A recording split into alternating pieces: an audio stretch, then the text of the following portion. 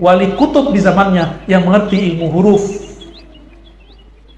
mengerti ilmu titik. Berat nggak nih? Ngembul nggak banyak? Tapi seru ya? Seru. Ngomong begini, ruh kita girang. Ya, walaupun kepala kayak mau pecah. Kapan lagi ilmu ini kita buka ya? Harus mulai kita buka. Kok dibuka di zaman sekarang? Ya ini zamannya. Karena sekarang ilmu batil sudah mudah. Tinggal buka YouTube, buka Google, keluar yang batil-batil. Masa kiai-kiai masih pelit buka ilmu huruf? Nggak boleh. Jika virus keluar, antivirusnya harus dikeluarin. Nah, ini mau tanya yang ahli komputer. Kalau ada virus, cara buat virus pakai huruf kan? Pakai simbol kan? Pakai angka. Buat antivirus pakai apa? Sama. Pakai simbol, pakai huruf, pakai angka.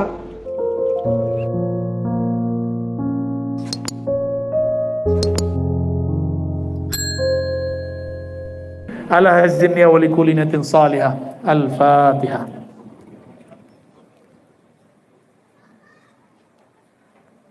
Shiratal ladzina an'amta 'alaihim ghairil maghdubi 'alaihim. Sallallahu alaihi wasallam. Habibi Sayyidi Ali. Mata Allah fi hayatih. Para sayyid, para sadah, para habaib, para ulama. Dan juga sahabat kita ya. Dia nggak mau disebut aneh-aneh, mau disebut paman. Yang hari ini saya candain terus karena baru sekali saya lihat beliau ini pakai sepatu tadi. Sekarang udah nyeker lagi. Semoga Allah lancarkan urusannya. Allah berikan sifat amanah dan adil dalam hidup. Diberikan rasa cinta kepada wali-walinya. Amin. Dan yang terkasih semua yang hadir, semua pecinta Rasulullah SAW, semua yang meridui Abah Guru Hijai, Syekh Al-Mursyid Al-Kamil Mukammil Muhammad Zaid, Qaddasallahu sirrah. Semoga yang hadir merasakan juga kehadirannya. Amin ya Rabbal. Kalau malaikat sama wali tinggian mana? Ayyuhuma afdal, al-malak aw waliullah? Wali, malaikat bisa menyerupai seseorang, bisa yatajassad, bisa ngambil jasa. Yatamatsalu rajulan sawiyya. Malaikat ketika datang kepada Sayyidatuna Maryam, ketika bertamu kepada Sayyidina Ibrahim, ketika datang kepada Sayyidina Nabi, hadir Sayyidina Umar, para sahabat mutawatir semua menyaksikan bahwa malaikat menyerupai seorang laki-laki. Saya mau tanya lagi, lebih tinggi wali atau malaikat? Yakin? Kenapa wali lebih tinggi? Li'annahum warasatul anbiya. Karena mereka adalah pewaris-pewaris para anbiya. Nah, ini yang harus dipegang. Karena dia satu langkah di belakang Nabi. Makanya wali-wali lebih tinggi daripada para malaikat. Jika malaikat diizinkan Allah untuk yatajassadu, yatamatsalu rajulan sawiyya, menyerupai seseorang, maka seorang wali pun Allah izinkan menyerupai seseorang. Cuma kalau sir kita tidak lagi connect, tidak hidup, kita tidak sadar. Bahkan kadang seperti Sayyidina Ibrahim, sudah lama, sudah berjam-jam baru beliau sadar bahwa yang datang adalah malaikat. Biasanya baru sadar setelah terjadi, setelah selesai. Inilah pengalaman-pengalaman orang ketemu orang yang sudah wafat. Bahkan ketemu Sayyidina Al-Khidir Bali bin Mulkan Abul Abbas alaihi salatu wassalam. Jadi kadang kita kalau ziarah, ini bukan dongeng, ini asli ya. Kalau dongeng apa yang diceritainnya? Kita kalau ziarah, sang walinya Allah izinkan berjasa, tapi bukan di kuburan itu, tapi dia duduk di kafe war-waru, kadang dia nyamar jadi pengemis. Maka hati-hati kalau ziarah. Inilah yang dikalamkan Al-Qutub di zamannya Al-Imam Nawawi qaddasallahu sirrahu. Dalam kitab Mukhtasar beliau tentang mengenai manasik al-hajj wal umrah, apa kata beliau? Jika engkau datang ke Madinatul Rasul sallallahu alaihi wasallam, maka hormatilah tetangga-tetangga Rasul sallallahu alaihi wasallam. Siapa tahu itu bukan tetangga fisik, Tetangga Rasul siapa? Bukan yang fisik itu. Ada Abu Bakar, ada Umar, ada tetangga di Baqi'.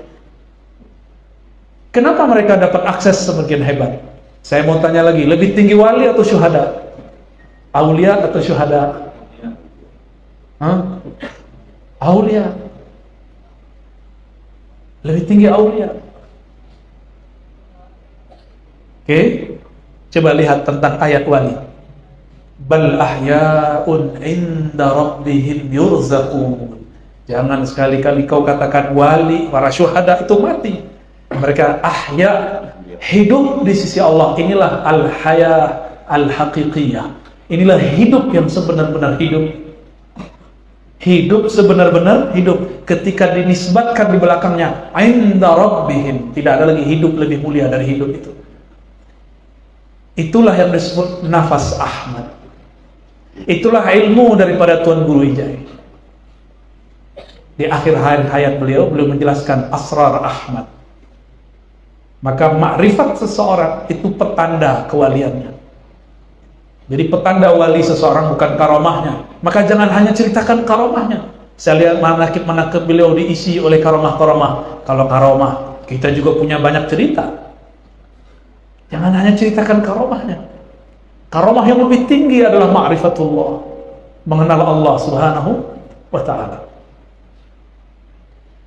Para syuhada hidup di sisi Allah, apalagi para aulia. Aulia itu nama lainnya ahibbaullah, kekasih Allah.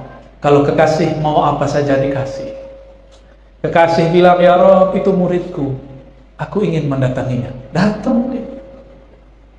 Ya Allah, ada orang yang menghidupkan ajaran-ajaranku. Itu kan ajaran Engkau juga, ya Allah. Izinkan aku hadir di majelis-majelisnya. Allah bisa izinkan. Karena aksesnya, karomah hakikinya Allah tumbuhkan. Oleh karena itu, karamatul awliya awdah ba'da wafatihi. Kewalian para nabi lebih jelas lagi kalau dia sudah wafat. Kalau masih hidup, masih banyak cerita burung. Tapi kalau sudah wafat, dirasakan oleh orang-orang yang qalbunya hidup. Semoga Allah menjadikan siapapun yang hadir, qalbunya hidup. Tapi seberapa hidup, itu jatah dari Allah. Gak bisa protes ya. Kita hadir, ini aja sudah cukup. Saya waktu kecil, thariqah pertama yang saya pelajari adalah thariqah yang juga diamalkan dan diajarkan oleh Abah Guru. At-Thariqah As-Samaniyah. Thariqah Saman. Thariqah Saman itu gabungan banyak thariqah, tapi yang paling tinggi Al-Qadiriyah wal Khalwatiyah. Itu paling banyak. Tapi di situ ada thariqat anfas, thariqat nafas. Ada thariqat Junaidiyah, ada thariqat Naqsyabandiyah, maka ada zikir khafinya. Mata dipejam, lidah dikunci, qalbu diaktifkan. Allah, itu zikir beliau. Ada lagi zikir al-ismul a'zam, mulai daripada ya hayyu ya hayyu ya qayyum. Makanya kalau saya ke Kalimantan, mau dari mana aja tempatnya, pasti kalau di masjid Banjar, orang Banjar, ba'da azan subuh sampai mau iqamat, pasti orang zikir ya hayyu ya qayyum. Gimana? Ya hayyu ya qayyum la ilaha illa anta birahmatika astaghis. Pasti itu zikir adalah hadiah daripada Rasulullah SAW kepada seorang wali di zamannya, namanya Al-Kattani. Al-Imam Al-Kattani mengeluhkan kepada Allah, wirid sudah banyak, tapi kok rasanya tidak ada di qalbu. Hafal Quran, hafal hadis, namanya ittirar. Ya Allah, zikir sudah banyak, tapi kok sholat gak khusyuk juga. Kata beliau, ya Allah, ternyata zikir-zikirku tidak ada efek pada diriku. Maka beliau tertidurlah dalam curhatnya kepada Allah. Di saat itulah Allah menunaikan makna ayat, Amman yujibul muttarra idza da'ah. Siapa lagi yang akan menjawab orang yang sudah mengeluh kesah kepada Allah jika dia menyerunya? Maka Allah kirimlah kekasihnya baginda Rasul sallallahu alaihi wasallam. Kalau di riwayat itu disebutkan tidur, tapi sebenarnya itu ma bainal yaqظah wan naum, antara tidur dan bangun. Wali begitu. Wali itu gak ada tidurnya tidur plong, gak ada. Wali kalau tidur, pasti kalau nggak rehat, diperjalankan oleh Allah Subhanahu wa Ta'ala. Kalau wali murid belum tentu. Kalau wali Allah, tidurnya raha, mimpinya ma'rifah. Maka wali Allah nggak pernah mimpi ihtilam, kecuali sebelum dia diangkat jadi wali. Al-wali la yahtalimu abadan. Wali nggak pernah mimpi basah. Karena mimpi basah menunjukkan otaknya jorok. Kita bolehlah di alam sadarnya otaknya jorok, tapi jangan sampai dibawa ke alam bawah sadar. Alam bawah sadar itu masuk ke dalam kolbu. Jangan kotori kolbu. Cukuplah badan ini bermaksiat, tapi jangan dibawa ke alam mimpi. Al-Imam Al-Qahtani dihibur oleh baginda Rasul SAW. Ditanya, ada apa engkau wahai Qahtani? Dijawab oleh Imam Qahtani, wahai ayahanda rohaniku, aku mengeluhkan zikirku tidak berpengaruh kepada qalbiku. Apakah obat fama dawa'u qalbi? Apa obat kesatnya keras qalbu? Dijawab oleh baginda Rasul SAW. Bacalah ya hayyu ya qayyum bi rahmatika astaghits la ilaha illa anta 40 marrah. Ya, 40 kali kau baca ya hayyu ya qayyum bi rahmatika astaghits la ilaha illa anta, antara salat sunnah fajar dengan salat subuh. Inilah menjadi usul thariqah samaniyah. Pokok thariqah samaniyah, sebelum seseorang itu ditanam biji mahabbatullah di kolbunya, maka digemburkan dulu tempatnya. Cara menggemburkan kolbu adalah cangkullah dengan nama ya hayyu ya qayyum. Dulu orang masih kuat di perkotaan zikir la ilaha illa anta bi rahmatika astaghits. Sekarang dapat diskon. Cukup ya hayyu ya qayyum 40 kali. Cukup. Gampang toh akhir zaman? Ya, diambil dari surah Al-Baqarah dan Ali Imran. Allahu la ilaha illa huwal hayyul qayyum. Itulah al-ismul a'zam yang ada dalam ayat kursi. Ya. Di ayat kursi ada nama Allah baik zahir ataupun dhamir lebih daripada 15. Hitungan saya begitu. Siapa tahu salah hitung, tolong dihitung ulang. Ya. Itu dahsyat itu nama. Maka wajar ayat kursi ini dibaca jika orangnya tidak hak, terbakar dia.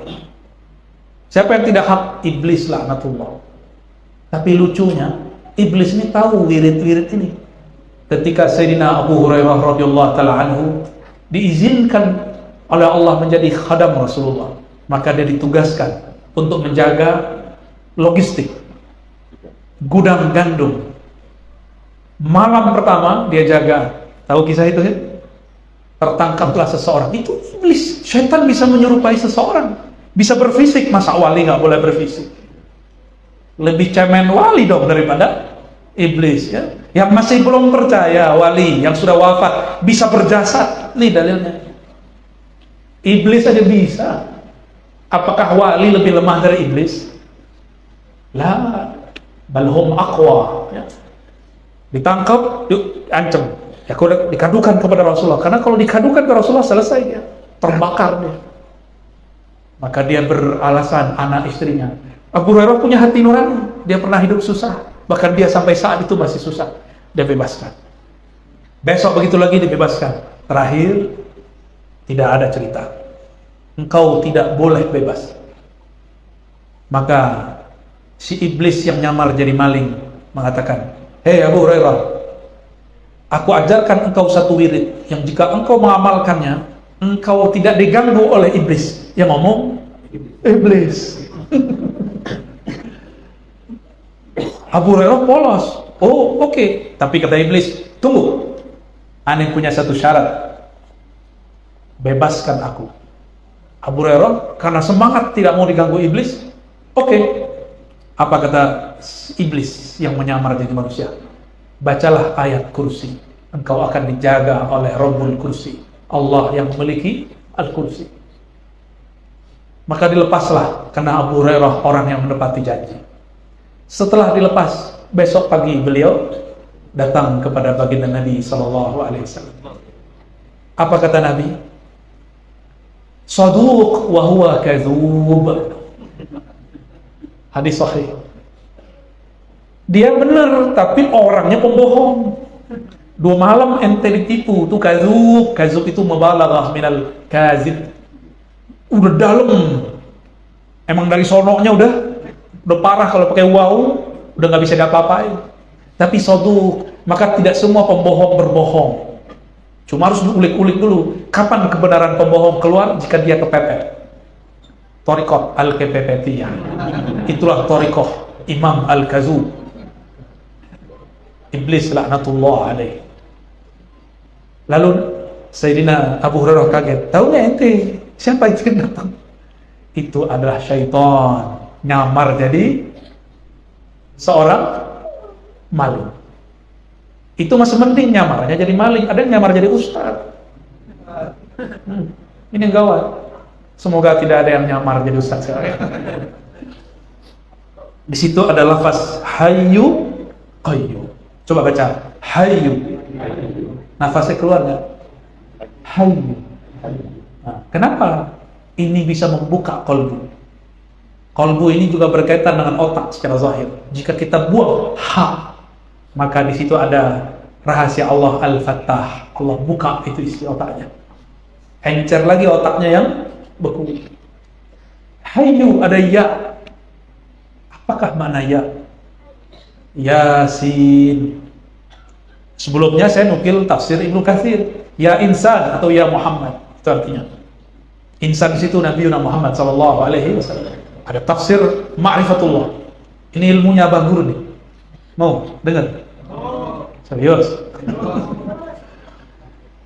Ya itu qalbunya Rasulullah sallallahu alaihi wasallam. Ya itu simbol huruf qalbu Rasulullah sallallahu alaihi wasallam. Titiknya ada berapa ya? Betul? Benar nggak? Itulah yang disebut Ahad Ahmad. Maka dalam lingkaran qalbunya Rasulullah itu, di situ ada asrar Ahad dan Ahmad. Jadi titik pun dalam ilmu ma'rifatullah nggak boleh sembarangan. Inilah yang disebut ilmu titik di bawah ba. Kalau ini ilmu titik di bawah ya, banyak ilmu ma'rifatullah. Selama ini kan yang baru dibuka-buka ilmu titik di bawah ba, itu induknya. Nah ini turunannya. Ya. Semuanya ada rahasianya. Tidak ada satu titik yang sia-sia. Tidak ada satu titik yang. Maka ketika disebut ya si ya qalbu Rasulullah, apa isinya? Sin. Coba baca sin. Ada nafas yang keluar? Maka sin dalam ilmu asrar adalah nafasur Rahman.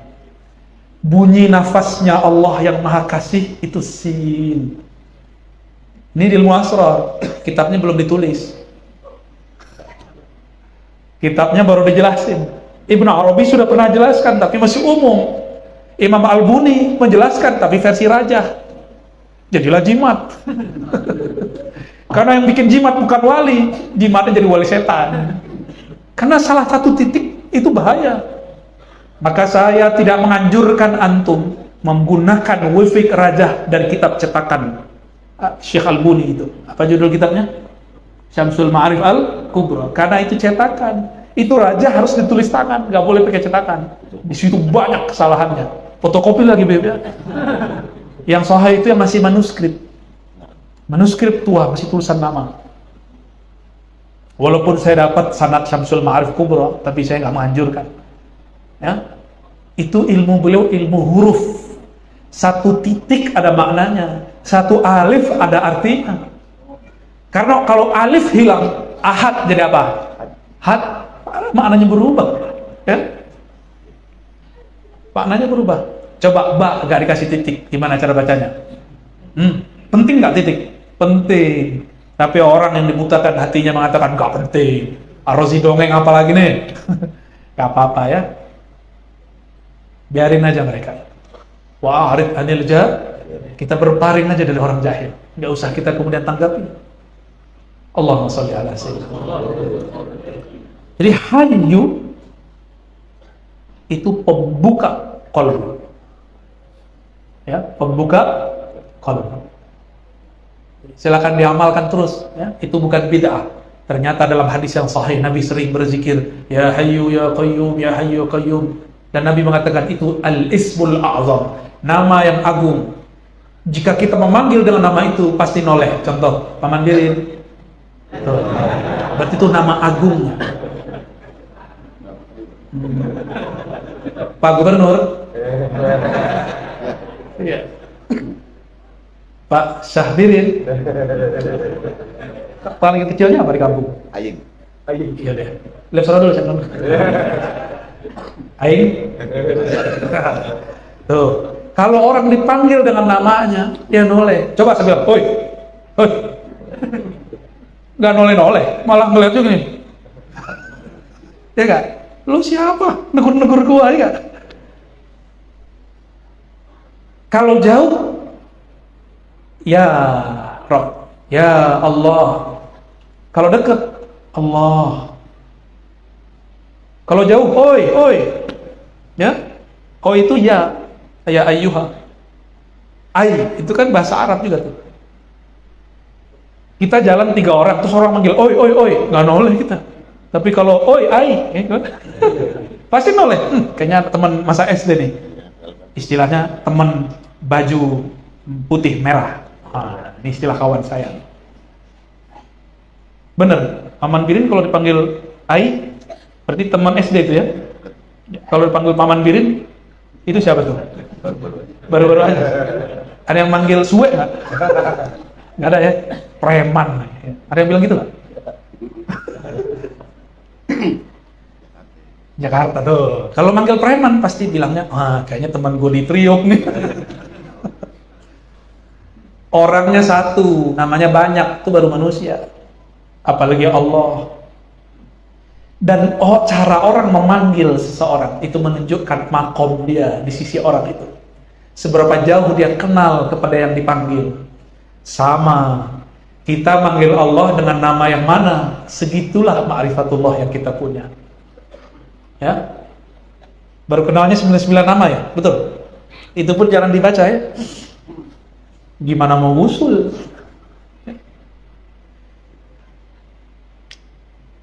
Maka panggillah ya Hayyu ya Qayyum setiap hari.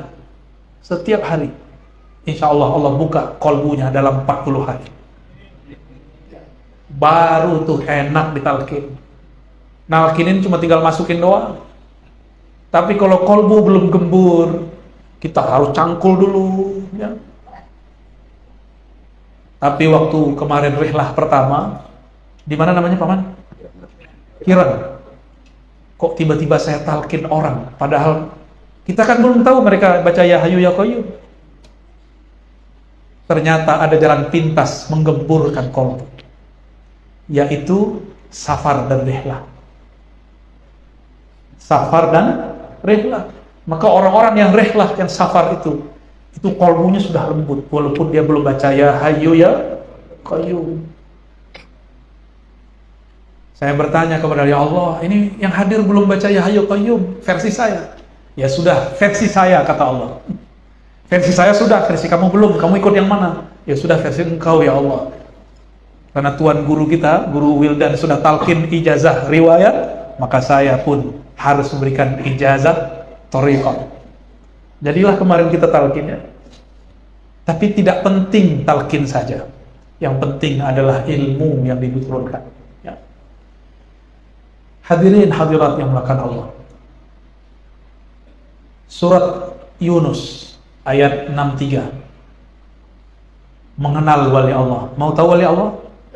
63, 64, 65. Ala inna awliya Allah. Ala inna awliya Allah. Ala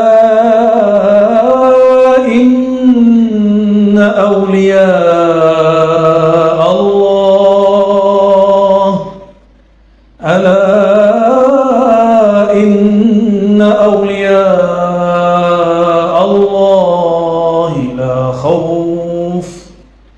la khawfun alaihim wa la hum يحزنون.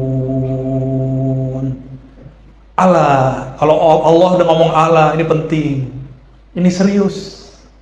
Ketahuilah, kalau bahasa kita, oi, sadar, intabih bahasa Arabnya, maka Allah disebut lil intibah, warning, pesan serius. Karena banyak orang tidak sadar. Orang-orang masih mengira wali itu yang bisa terbang, wali itu yang sakti. Itu mah biasa, dukun juga bisa ya. Bukan itu wali. Aulia Allah itu la khaufun, tidak ada khauf gundah gulana. Wali pandemi nggak pandemi sama kolbunya, karena Allahnya nggak berubah. Kenapa wali tidak pernah berubah-ubah kolbunya? Karena Allah muqallibul qulub, tidak berubah-ubah. Wala hum yahzanun, mereka juga tidak sedih berlarut-larut. Sedih ya, tapi tidak berlarut. Apa beda khauf dengan khasyah? Khauf itu nafsiyah, jiwa. Wali Allah tidak pernah ada rasa takut secara nafsiyah, kejiwaan nggak ada. Nafs mereka sudah mutmainnah, udah nggak ada urusan. Kenapa tidak semua mursyid sudah mau ustadz wali? Karena dia masih khauf nafsiyahnya. Nafsiyah yang bagaimana yang masih ada khauf? Jika nafsiyahnya masih ada bahimiyahnya, sifat kebinatangannya, baik binatang ternak ataupun binatang buasnya, ini yang membuat seseorang terhalang kepada mutmainnah. Itu yang bikin khauf ya. Kalau khasyah itu ada dalam ma'rifatul qalb, dalam ma'rifat yang tersimpan dalam sirnya qalbu. Maka khasyah itu karena mahabbah.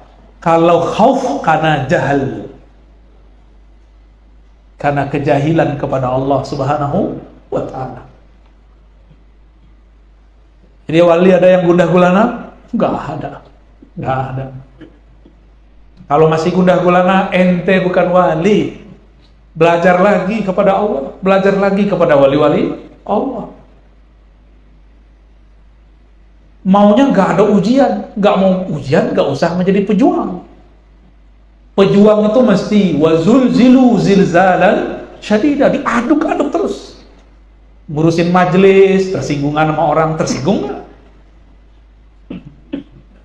Ngurusin orang-orang zikir, ego nggak?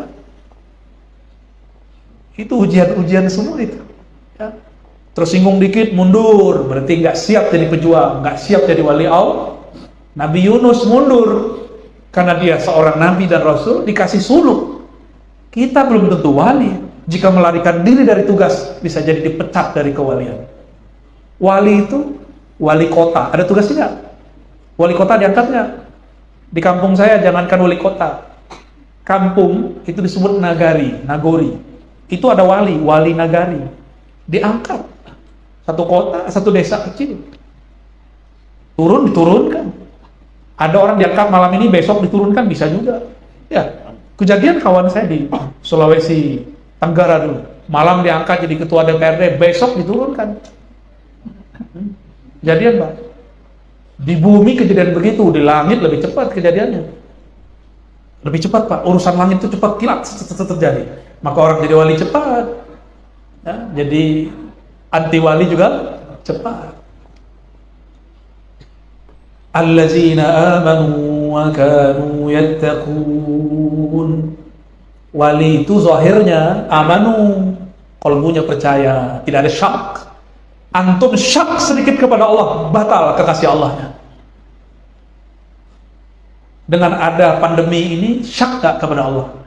Syak kepada Allah dimulai dari syak kepada guru.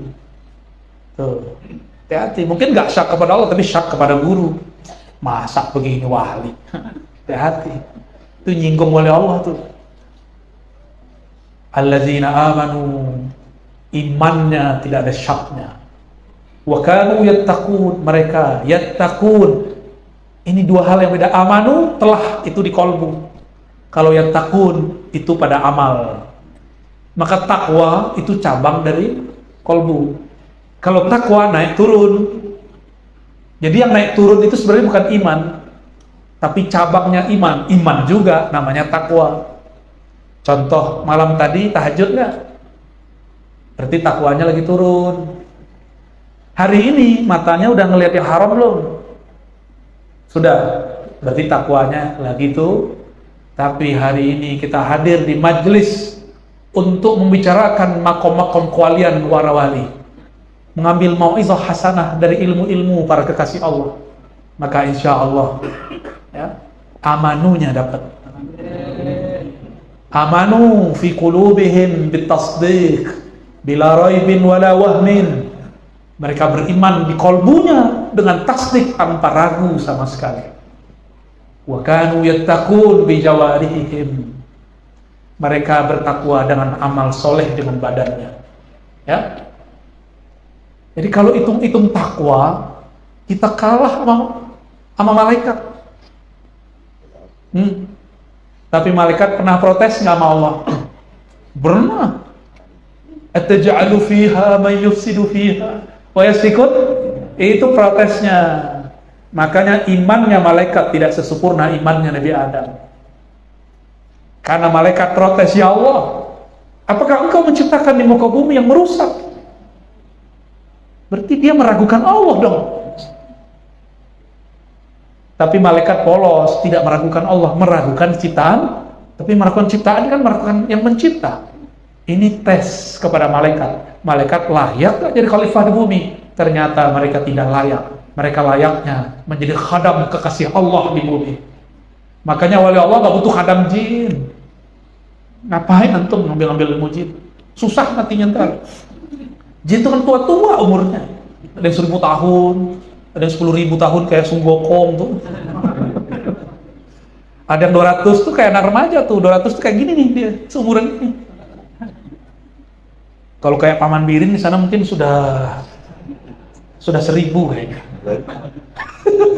Habib bilang 2000, tega banget sih Bib. Mungkin ya umur 2000. Iya. Kalau di panter gitu, panterannya itu sudah ribuan.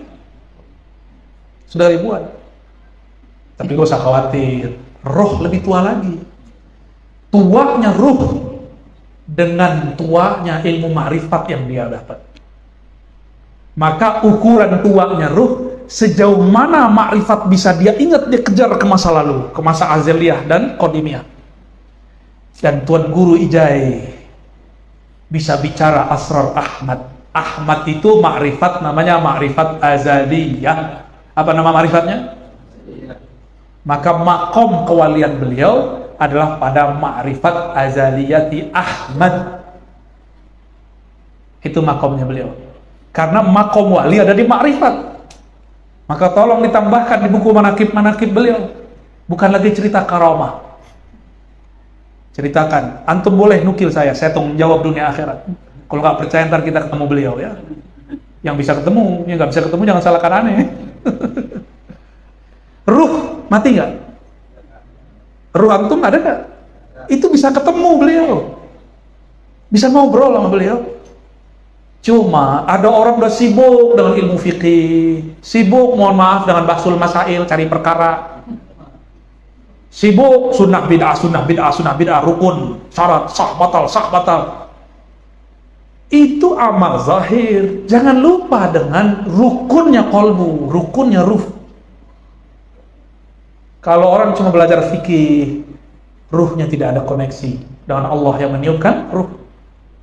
Maka coba aja lihat orang banyak sholat, datang pandemi stres. Terus untuk apa dia sholat selama ini? La yanfa. Itu yang disebut di Quran, itu kan sindiran. La yughni min ju'. Itu kan sindiran itu. Di neraka orang dikasih makan tapi nggak mengenyangkan. Makanannya kolbu, sholawat dan sholat. Tapi antum nggak kenyang-kenyang juga. Orang kenyang kan santai. Orang lapar gelisah. Berarti kolbunya belum kenyang. Ya? Makanya gelisah aja bawaannya. Ya? Harus diisi kolbu dengan nama Allah. Itulah qutul qulub. Isilah dengan kerinduan kepada Rasulullah. Itulah rahatul qulub. Rehatnya kolbu, makanannya kolbu. Allahumma shalli wa sallim wa barik alaihi. Jadi apa beda allazina amanu wa kanu yattaqun? Amanu di qalbu, yattaqun di amal badan. Makanya pakai kata mudhari', kata kerja mudhari', yattaqun. Selalu ada progres, berubah-ubah. Kadang nambah, kadang naik, disebut mudhari' lil mustaqbal. Yazid wa yankus, bertambah, berkurang. Jadi nggak usah disesali. Emang beginilah kita. Yang paling penting dari bab kewalian ayat ketiganya. Yang tadi itu indikator-indikator zahir. Sekarang apa yang membuat wali itu bisa tenang? Lahumul busyra fil hayatid dunya. Bagi mereka, lahum, ini permanen ini. Salah satu perangkat yang ada dalam ruhani mereka, seperti handphone, smartphone, ada aplikasi. Aplikasi ini yang ada di dalam diri mereka, yang bernama busyra. Bukan busyra muqaddas. Ya. Busyra, apa arti busyra? Kabar gembira. Wa basyiril ladzina amanu wa 'amilus shalihat anna lahum jannatin tajri min tahtiha al-anhar. Maka busyra bedanya dengan tabsyir. Busyra itu ada ya di belakangnya, ya alif. Jika ya itu ditegakkan dia jadi alif, ahadiyah namanya. Jika dijadikan ya, maka dia menjadi qalbu Sayyidina Nabi SAW. Tuh ada rasanya. Dan pakai ba, ada shinnya, ada ro-nya. Itu nggak ada yang sia-sia. Ilmu huruf menjelaskan maknanya semua. Saya tidak mungkin menjelaskan semuanya. Inilah awalnya ya, busyra. Maka rahasia ahad ada di kolbunya Muhammad sallallahu alaihi wasallam. Tapi ya-nya ada titiknya nggak? Busyra ada titiknya nggak? Nggak ada, karena disebut alif tapi berumah ya. Istilahnya apa? Ada istilahnya apa namanya? Itu istilah ahli nahwu lah, kita nggak usah pakai ya. Nggak ada titiknya. Inilah perbedaan antara Nabi Rasul dengan wali. Kalau wali, ya-nya ada titiknya, ada titiknya.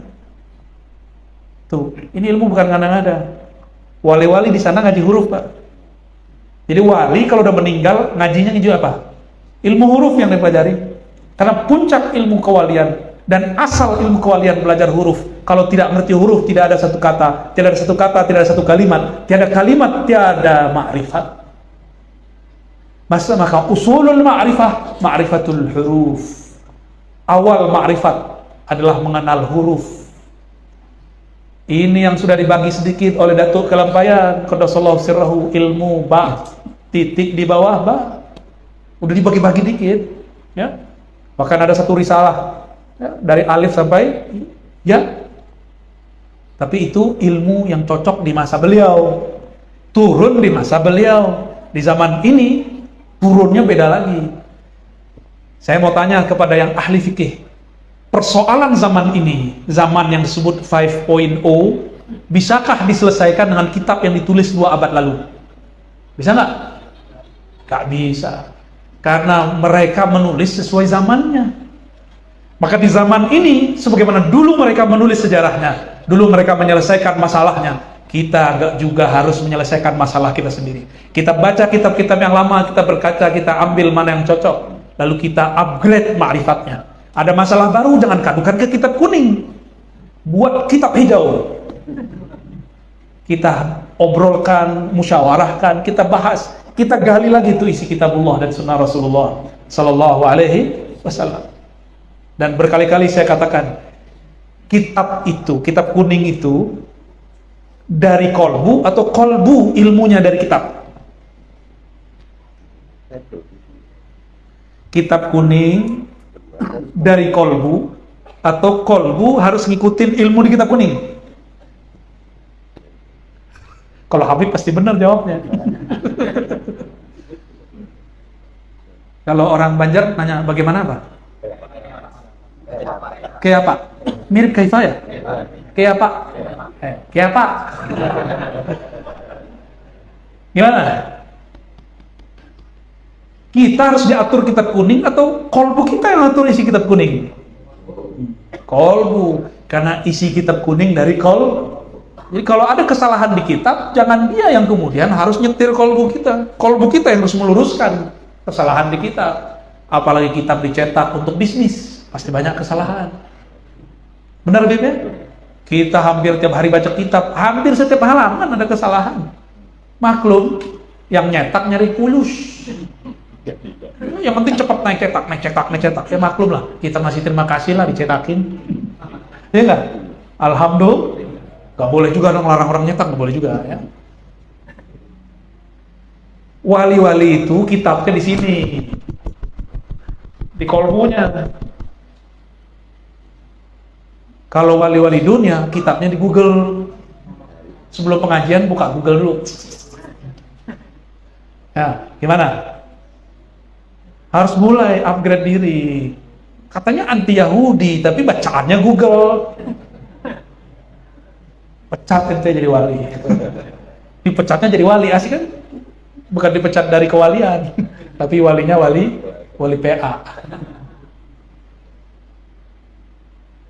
Jadi kita harus buat sejarah sendiri di zaman ini. Harus menuliskan masalah kita sendiri dan kita selesaikan sendiri.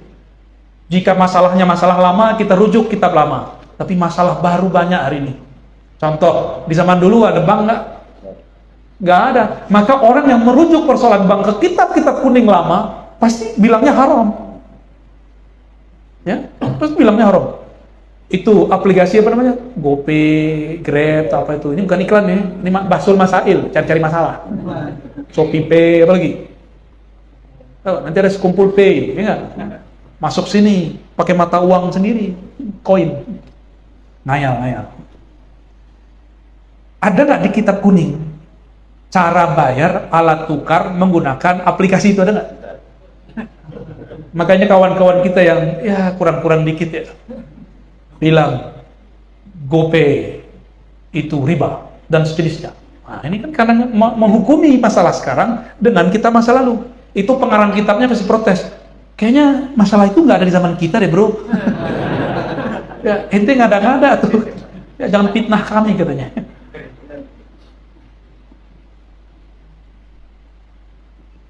Dulu kita belanja barangnya nggak di tangan. Kita bilang, misalnya aneh belanja ke Habib nih, Bib, saya mau beli buku 4 jilid, judulnya begini, tolong dicarikan. Saya kasih, namanya baik apa akad apa namanya? Salam. Jelaskan dulu sifat-sifat kitabnya, baru beliau cari.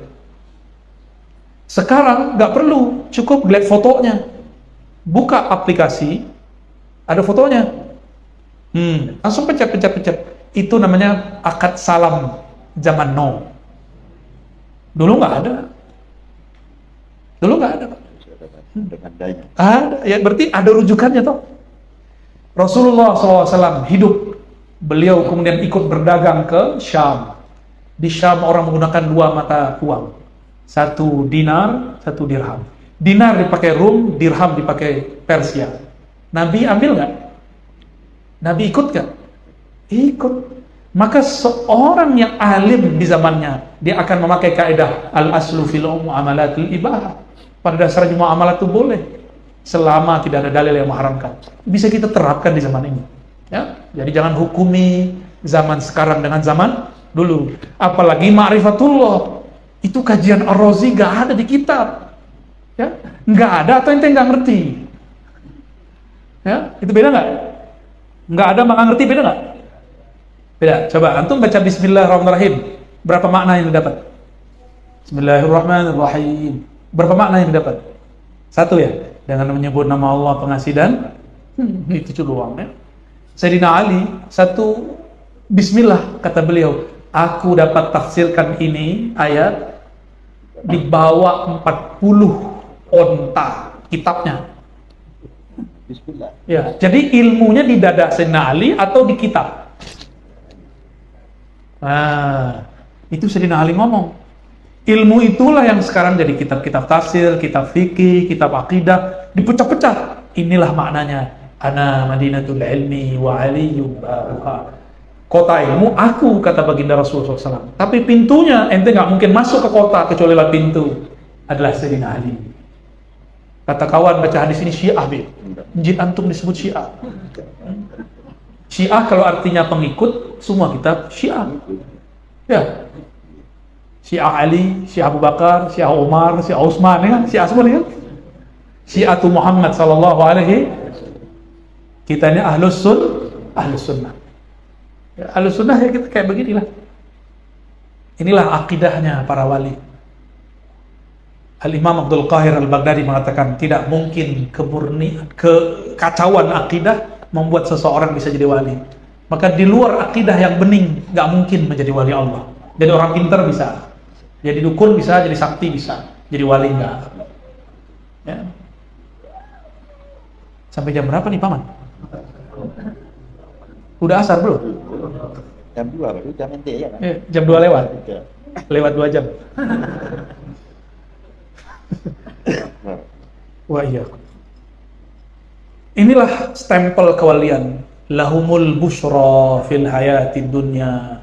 Bagi mereka ada busyra, ada asrar ma'rifatullah di kolbu mereka. Itu di kolbunya.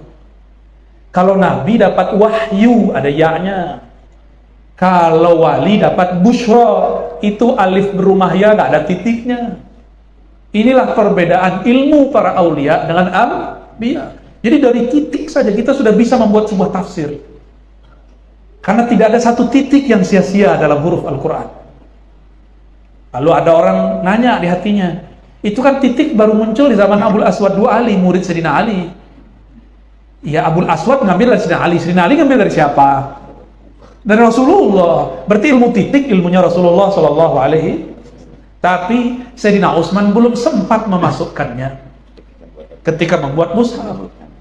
Disempurnakan oleh Abul Aswad II Ali, wali kutub di zamannya yang mengerti ilmu huruf, mengerti ilmu titik.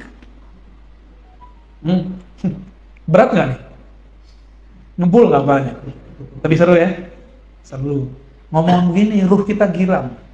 Ya, walaupun kepala kayak mau pecah.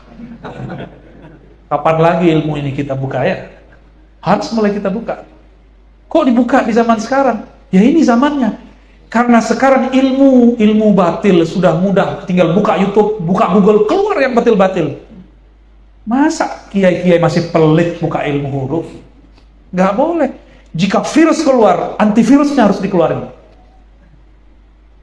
Ini mau tanya yang ahli komputer, kalau ada virus, cara buat virus pakai huruf kan?